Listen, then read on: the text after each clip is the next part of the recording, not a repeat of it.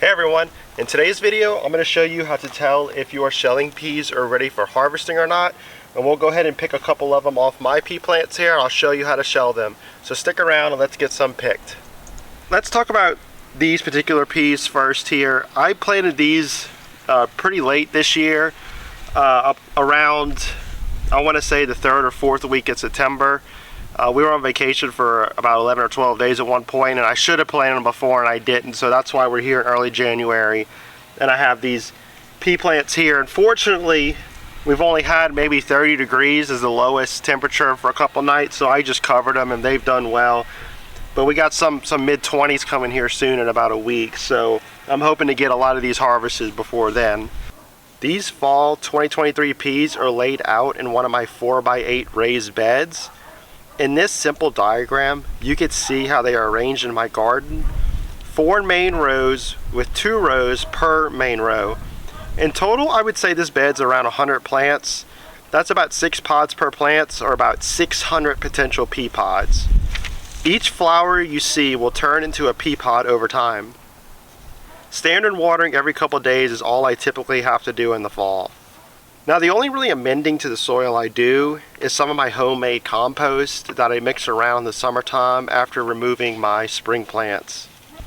Now, this particular variety is a heirloom variety called Lincoln peas, which was first introduced in 1908. It's a very simple and high-yielding productive pea variety that I've had tremendous luck with.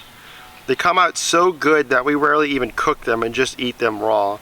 My daughter will eat most of these before I can even get them into the house. If I do get them in the house though, I usually just end up rinsing them off and boiling them in some water for a great dinner side.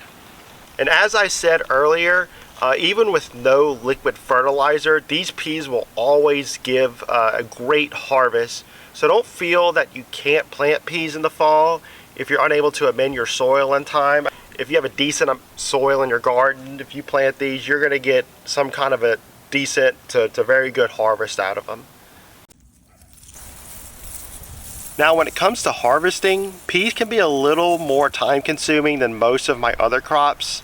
I say this because there are multiple pods per plant and they easily blend in with the leaves and stem, as you can see, making it somewhat difficult to find every single one. When picking your peas, look for pods that are full and somewhat firm. If your pod is barely full and has some give to it, then it is probably not ready. If your pod is oversized and seems to be bursting at the seams, then it's kind of past its prime at that point, but don't waste it, it is still completely edible. Just as harvesting, shelling is easy but can be time consuming, so turn on the TV or start up a conversation with friends and family. Shelling these pea pods, as I said, is fairly simple with just pulling right here all the way down and opening it up. From here, I just run my fingers down each side and into the bowl. And do not forget that you can compost your leftover pods, or you could feed them to your chickens. There is nothing that needs to be wasted with these plants. As you can see, once I'm done harvesting one of my pea plants, I will feed that plant to the chickens and I'll compost any remaining ones that I have. If you're a seed saver like me, saving pea seeds is super easy to do, but I highly recommend that you save your seed sieving for the springtime.